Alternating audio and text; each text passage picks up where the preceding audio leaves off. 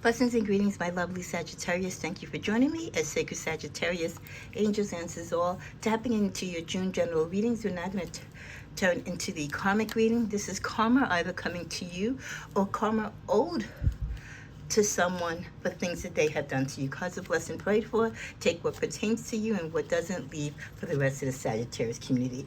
Hey, if you're stopping by for the first time, don't let it be the last. Hit the subscribe, share, like, and comment button. Remember that I am having a final special at my shop.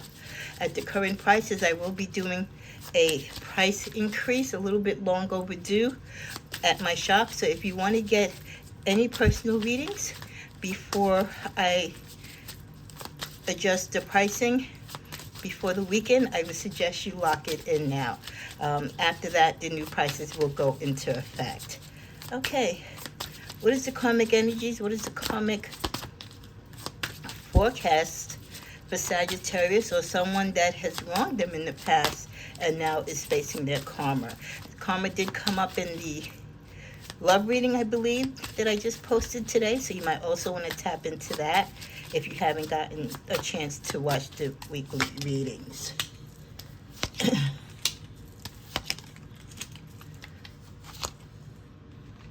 Okay, let's see if we'll take this. It came out in the reverse. Hi, this is Karma calling. It's time to pick up the phone. So let's take this in the reverse. Let's say that someone is due karma, or you feel that someone in your life is due karma for the things that they've done to you, okay? Or maybe even you said you might have a guilty feeling that you've done something wrong to someone romantically or just in life in general, and you've gotten away with it. It's the feeling like you or someone has gotten away with doing a lot of vile things and haven't paid the price. And you feel that way because karma hasn't, as far as you know, hasn't visited you or this person yet. We also get the energy, so I got caught. It won't be the last time if you stay with me. Those of you who are in relationships and your lover is a habitual liar or just doesn't tell the truth, is dishonest, is constantly being caught with emails, texts, photos, porn, whatever it is, every time you turn around, you're catching some type of physical evidence. It's not stuff that is being told to you third party. You're seeing it and handling it with your own eyes and hands. This person feels like, I don't think they feel threatened by you in the sense that you will leave them or that you're really going to take any action, because this is not the first time. So they kind of feel like they can just walk over you and take advantage of you. So they're almost kind of boasting. And because this came right next to the fact that karma hasn't visited them yet, this is why they continue to do that. You're allowing them to get away, not making them face any consequences. And life itself hasn't gotten back to them yet. But give it time, because all good things do come to an end. But this person really is like, they're so nonchalant, like, okay, so what, you caught another girl in my DM, or you caught another phone number in my back pocket, or you saw me talking to someone on the corner. Like, it won't be the first time. And this person is almost like just bluntly telling you, like, it's not going to be the last. And even if it, even if it isn't the last, you're still going to stay with me. So, like, why are you even making noise about it? And that's cocky. But some people feel that way because we allow them to feel that way by staying in the relationship. And I'm not saying it's all my Saggies, but those of you who the shoe fits, this is kind of like the environment that you create for yourself. With the card, I was that close to having you where I wanted you. Others of you, you're not for the nonsense. And once someone starts playing these games with you, start having this third-party action, starts dropping the connection or dropping their responsibility and not even caring what goes on in the relationship, not giving the relationship the time and the respect that it deserves, you're going to leave them. You're not going to tolerate it. And for many of them, they feel at a loss, like, damn, I almost had you just where I wanted you, but you were too smart for me. Some Saggies put up and shut up, and others are like, no, I know my worth. I don't need to put up with this. Sometimes we do give people enough rope to do whatever with us, but there comes that breaking point where Sag says enough is enough.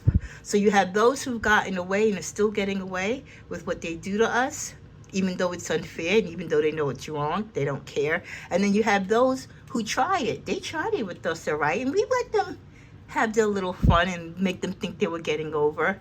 But we pulled the rug right underneath their feet. Just when they thought they had us, psh, we're out of there. And then with the message, I enjoy my freedom and peace of mind. I neither miss nor want you back. There is someone where their karmic justice is paying them now because they are fiending for you. They miss you. They miss your touch. They miss your scent, your cooking, the way how you keep house, the way how you took care of them and their clothes. I'm even getting the feeling like some of you took care of their children from, other relationships that you met them with. You were there. You were attentive. You loved them unconditionally, even with all their BS. And they wish they didn't mess up with Saggy. They wish that karma wasn't visiting them at this time. They wish they would have woken up when you kept trying to tell them to wake up, that you were going to lead the situation, that this was not your life, that you didn't have to put up with this, that you deserved more. So now that you have your freedom and you're single or you're in a new loving relationship or just dating, whatever the case is, it doesn't matter. You're free of them. That's what matters. And you're enjoying what that freedom of being away from them and not being in a relationship with them has brought you, a peace of mind. So you're not thinking of them, you don't miss them, and hell no, you don't want them back. Reconnecting with them is the furthest thing from your mind. Let's go to the middle of this deck. We get, why do I still crave for you when you will never be mine? For those Saggies who play hardball, you have no intentions of getting back with any ex. An ex from last year, the year before, 2 years before, yesterday. We don't really do that, most Saggies. Most genuine Saggies that are genuine to themselves in their past history and their emotions and the pain and suffering that they go through with heartbreak, you are not going to give someone that opportunity to really do that to you again. And in most cases, you don't even see why there needs to be a friendship. A friendship for what? I have friends. You were supposed to be my lover, my confidant. You are on a different level. There is no other level after that. You know what I mean? So them craving you, them desiring you, is that golden question, like, why do people always realize when it's too late what they have in someone? The great relationship, the great love, the great connection, the great friendship, the diversity, the honesty, the trust, the foundation, the promise of a bright tomorrow. Why do people not realize that once that bridge is down, it's down. It's not going to be rebuilt. You could buy all the lumber and steel you want, but there is no reconnection to most Saggies once it's over. So they can still crave you, but they also know, especially if they spent time really listening to you and knowing you as a Sag, we'll tell you about our past lovers, and we'll also show you when we're with you that we have no interest in our past lovers. You won't see us call them. You won't see us engage with them. You won't see us DMing them or vice versa. You will really see no activity with us and any of our exes, unless it's the rare exception that we have children with them. And even then, the relationship is going to be strained. We're going to keep it just to the children and them. And once the children get grown, forget it. We definitely can put it to the side. You can even get to the grandparent stage and still not respect this person. Like, once we are rid of you intuitively and within our heart, and we really stop loving you, it's gone. You're like ghost to us. You're like thin air that we just see through. You're not there. You don't exist. And many of us, we're strong enough to not think of the past because it is the past and we leave it there. If you were that person, you would be with me now. There would be no need for me to think of the past because you would be right with me now, next to me, enjoying life. So a lot of our exes will go through their karmic lessons in life. They will have their deep regrets when it comes to Sagittarius. They will crave for us. But with the disappointment and the realization that we will never have that craving for them. We will never return that favor. We will not extend that olive branch, because we did all of that and we've given you all that opportunity when we were with you. Let's see if we get any clarifying messages with these cards so far. Turn on the light. For some of you, you've turned on the light when it comes to your relationships and the karmic attachments or the karmic lessons that you've learned from them. And you're keeping that light on. You're not going to ever let someone put you or keep you in the dark when it comes to love and your understanding of a relationship and the bond that you share with someone. Share your gifts. Many of you are sharing your gifts and your love, not just with one person now, but with everyone. You're showing love to a community, children, your church, your friends, your co-workers. For many of you, it's not about just being in love with one person, because maybe the price to be in love with one person is too much for many of us to bear. So we love our children, we love the community, we love our neighbors. It's a kinship and a love with everyone, a collective love that many of us prefer. And then finally with the card, open your heart. But the universe is saying, Saggy, come back to love. Don't let your heart be sorrowful. Don't give up because someone has broken your heart.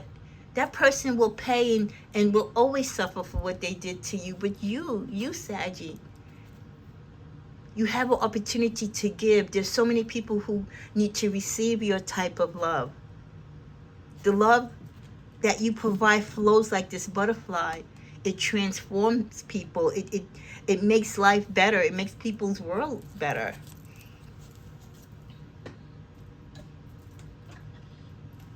Actually, I was going to use this tarot. Well, yeah, let's go to this tarot first. What's on the top card? Well, in the reverse, for many of you, spending endless nights worrying about past lovers or worrying about relationships, if they were going to end, what was going to happen to you, what were you going to do if this relationship didn't work out? Is this person getting their karmic lesson? Are you going to have this same bad luck in love again?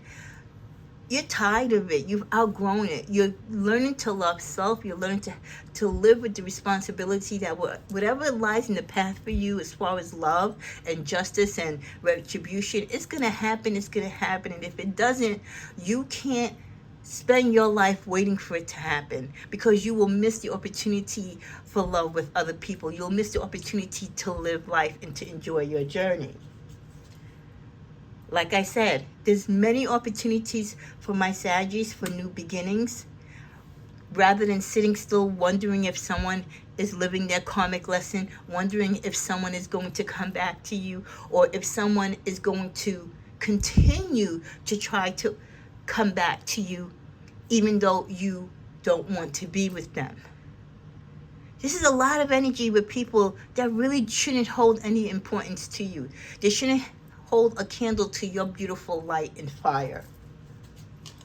With the card the Fool, you've taken many risks when it comes to love, and guess what? You will continue to do so. For some of you, there's a lesson to be learned with those risks. For others of you, it's just the way how you live life. What would the fun in life be if you played the straight and narrow all the time, right? Where's the adventure in that? We are the traveler. We like to do things. We want to be different. We want to be loving and forgiving and kind and adventurous. And taking risk is part of that. For many of us, we celebrate our freedom, we celebrate our love, we celebrate even the experiences of the past, so that we don't hold ties to the past. We celebrate that we loved and we will live to love again. Final card, the Knight of Wands, because there's always someone coming in. There's always someone new coming in to challenge us mentally, to keep us on our toes, so that hopefully many of us will not pay too much attention to the past or give too much energy to our exes, because there's always so much new opportunities to us, to our avail, to love and to be loved. At the bottom of the deck, there we go, patience. For many of us, all that we desire when it comes to love, all that we desire when it comes to karmic lessons, and karmic energy will come to pass, but we've got to let it play out in God's time and be patient. Don't rush the process, and don't throw your hand in the mix by trying to stir the pot or make your own little magic and put your own spin on things. Because when you do that, you taint the situation. You change or alter how the ending or beginning should be. Let's use this deck. I think I've used this deck once or twice. It's the Hermit Tarot. Let's be guided to 3 cards. Actually, it's not reversed. I'm just holding the deck upside down, so I'll turn it right side up. We get number 2, I need more balance. For many of you, to achieve what you want in life, and especially in your relationships, and what some of your karmic lessons for you directly that you might be going through is showing you and trying to challenge you, is that you need more stability. You need a stronger foundation. That maybe the lovers you are selecting, the partners you are settling down with, feed off of your energy. They are codependent on you. They can't stand on their own. So it's not so much that you might need balance, but they need balance, and they find their balance in you. The balance that you achieve and the balance and foundation that you build is for yourself, for you to stand on your own 2 feet, not to be the 2 legs for someone else. So for many of you, you strive for balance, you strive for partnership, but you give up so much of your freedom. You give up so much of your foundation to make other people whole. The energy of 4, will you choose me? This could be 4 suitors from your past, 4 suitors, a combination of some past, some present, wondering if and when you do choose to fall in love again, or if an ultimatum has been given, or if you have a decision to make, will you choose them? So this is almost like saying the world and others know Saggy has options. Don't get it twisted. We have options, but many of us choose not to look at those options. We want what we want, or we want who we want. But in most cases, you have options, and someone is waiting for you to choose them. With the energy of 7, do you even see me that way? Someone that you have known for 7 years, 7 months,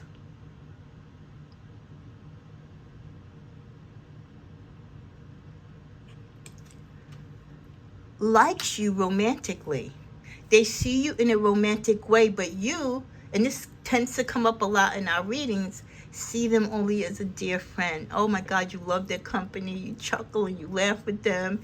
You know, you cry on their shoulder. You tell them about your love life journey and vice versa. But this person has grown to admire you, but in a loving way, like a partner.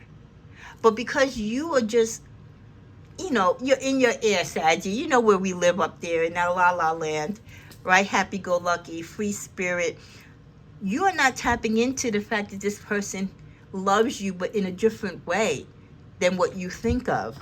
So this person knows that even though they've known you for some time, you still have no clue and have not picked up, or unless you're playing a game and you're fooling yourself, maybe you don't want to admit to yourself that you see this person, that there's something there that you think they like you, and maybe you're denying your feelings about them. But they definitely feel like, do you even see me that way? Like, they want to express their feelings to you. They want to come forth to you. They give you subtle hints, and they might joke around with you and you laugh about it. Like, you know, if you were together, what if we were a couple? But you really don't take them seriously. And they're wondering, like, will you ever see me as a possibility for your future? You know, in the stance of being your boyfriend, or being your girlfriend, or being your spouse. Not just your buddy and your friend to kick it with, you know? So there is that special someone out there that you're very close to. And you've known each other, and you know a lot about each other. You've shared a lot of things together. That sees you way beyond just being a friend and a confidant. At the bottom of the deck, the energy of 1, I am manifesting you. I really feel like this person, and if not this person, there's one other person, because we get the energy of one, that is praying for you to be in their life, praying for you to be their partner, praying for you to be their one. The last card of this deck, wow, I'm sorry. In the midst of darkness, this bright white words of I'm sorry. Someone is going through a karmic time right now. Their world is dark. Things are not good for them in their love life, and probably not in life in general. And as they think back as to what could have brought on all this bad luck, or this turn of events in their life, they think of Saggy. They think of you. They might be thinking about your last words as they walked out the door, their last words or your last words to them when you last spoke on the phone. But whatever it was, the energy of how you broke off or how you left off with each other, it haunts them. The things that they said, the way how they said it, the tone in which they said it, the way how they left you, the way how they treated you before and after they left you. There's remorse there, and not that they think you will believe it, but part of them is sorry. Part of them wants to say they're sorry, but I don't think they know how. Are they sorry now only because they are going through a karmic episode? Most likely. But at least they've come to a point in life where they can even say they're sorry, because when you were going through it, that was not something they could do. Let's get some more cards before we get to the next set. We have the King of Wands, the Chariot, the Queen of Swords. Sagittarius, you are in a part of your life right now. Many of you are in that cycle of your life right now where you are relying on your strength, your wisdom, your years of life, both the good and bad, to guide you and lead you into the next stage of your journey. For many of you, you are relying on your own independent strength. You're about to make moves if you haven't moved already. Making moves not only in life, but making physical moves too, as far as location, or relocating, or changing careers, changing what you want to do and be in life. We've gone through a lot, and you're now tapping not so much into your emotions, because in the past you have let your emotions lead you astray when it came to love and life. And now you promise to not only take the lead and to take charge and to stay in charge of your destiny, but also to do so with mental clarity and mental peace and guidance. So it's not all about feeling with your heart and doing things because of love or for love. It has to make sense. In the middle of the deck, it has to make sense because God has given you the gifts. He's given you the skills. You've acquired knowledge throughout your journeys. So this is a time for many of you where your life clock is ticking. If you don't do the things that you are destined to do now, you may not have enough time to do it. If you don't learn from the karmic lessons that you're going through now, you may never be able to steer back and get in the right path to complete your mission, to complete your destiny within this lifespan. Let's go to, oh, sorry, I keep the camera so close to me. I'm just a hot mess, what can I tell you? Okay, so one card definitely didn't want to speak to us. We get the message will be unable to release themselves from soul patterns, contracts, or past lives. So someone who did you wrong romantically in life, or just in life in general, could be a bad business partner, a family member that crossed you. They are going through a dark time right now, and there's a lot of things that they're trying to break free from, and they can't. It's almost like they've forced themselves into situations or partnerships or contracts, and they don't understand why they can't break free from it. And it's tied to a karmic lesson, but also it's tied to past life energy. With the message, people are leaving them a lot of them are reminiscing. They have a lot of time on their hands to think of you and want you, because people are leaving them. People are finding them out for who they are and for what they're not.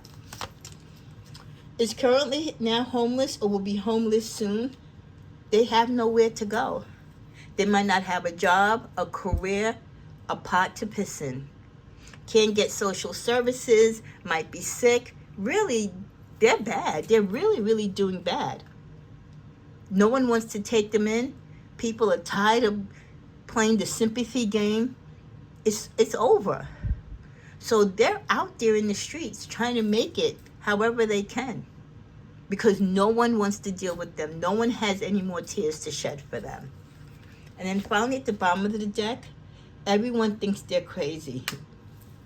Just like most people that are out in the street that I or you might walk by, we might look at them and see, that nuttiness in their eyes or that spaced out look. This person could be looking like that, like dazed or out of their mind. Or it could be for the lack of sleep, because they are up all night in the streets, worrying about their safety, trying to get a meal, trying to make some money, not trying to get hurt by other homeless people or other negative energies out there. Because when you're out in the streets 24/7, and the streets are your home, and you have nowhere to go, and there's no one but God watching over you, you are subject to whatever is out there. So you have to pray that this person either has some quick turnaround and really reconnects with God, or that they're strong enough to deal with what the street brings. And the street shows no mercy. The street is not Sagittarius. So if they're not homeless right now or at a soup kitchen as we speak, they are almost at that stage. Whoever they call, whoever's door they knock, no one's answering, no one's letting them in. People are blocking them from their phones, if they even have a phone to call. They're probably going to other people in the street saying, hey, can I make a call on your phone? Doing little side-end things maybe to use someone's phone. But people are changing their numbers. People are removing themselves in all aspects of this person's life. Let's get one closing card. It comes back to you, Sag. For most of you, you've always been the strong one in the relationship. You were the leader. You were the one that held the foundation, that built the relationship from nothing. You gave the relationship the life that it needed, and you tried to sustain it with this person. This person, when they met you and when they were involved with you, they already kind of knew they were out of their league. But for their own selfish reasons or whatever personal gain, whatever come up they thought they were going to get out of you, they stood in there and they thought they could win the challenge. They can go up against and defeat Saggy, win her heart, win his heart, and sucker them out of love, sucking them out of money, home, property, time, energy. But in the end, the only person who really stood strong and the only person who will remain undefeated will be Saggy. Because they met you being strong. They met you knowing your course and journey. They met you with you knowing your worth. With you standing firm, 10 toes down on all your decisions. Yes, they may have softened you and swayed you for a while, but you always eventually came back to your senses. And for many of you, it's because of your spiritual connection. It's because of your fortitude and your belief in yourself and your belief in God. So, though for a short amount of time, they may have had you feeling confused or dazed, ultimately, you were still always in control. Until this day, that is something they can't fathom or understand. They wish they had your strength. They wish they could recognize and be the leader, the respected person that you are. Even being with you for the time that they were with you, they might have acquired some of it, but they couldn't maintain it because it wasn't authentically them. So they lived in your shadow. And now they realize that you are the ultimate leader. You are the ultimate man and woman when it comes to relationships and love and friendship. That there is no one like you. Because you sit strong, you sit stern, you sit undefeated. Despite all the shit they threw your way and put you through, you are still sitting strong from a position of power, wealth, and strength. Final message is move. Get up and get active. The universe wants you to move, Sagittarius. Move away from situations where you make yourself vulnerable to love, abundance. They're reminding you that many of you have a lot of great things coming your way. And energy. How important is energy? Reminding you through all the karmic lessons that you may go through or that you see others go through, to always keep that beautiful, positive, optimistic Sagittarius energy. Because when you do that, it doesn't also embrace you, but it embraces others that seek your circle, that seek to be with you. It extends the light beyond the light that you shine. So Sagittarius, this has been your karmic and karma reading, which may apply to you or those who've been in your life. And in closing, the universe is letting you know that it is helping you, and it's looking for synchronistic events around you, or wants you to look for synchronistic events around you. Time. Some of you might be asking, when is that such and such going to get what's coming to them? When am I going to get my victory? When is justice going to come forth? The answer: in time. What time? Say it with me. God's time, divine time. Don't you push the envelope. Don't you try to mess with time, because you will only bring negative karma to your door. Let the universe do its work. God knows and sees all. You know this, Saggy. Let things play out. As you can see here, many of you, the karma is already working in many of their lives. And it's working in your life too. But for many of you, it's working in a great way because of the love, because of the leadership, because of the foundation, your belief and faith in God, and your endurance and strength to get through it all.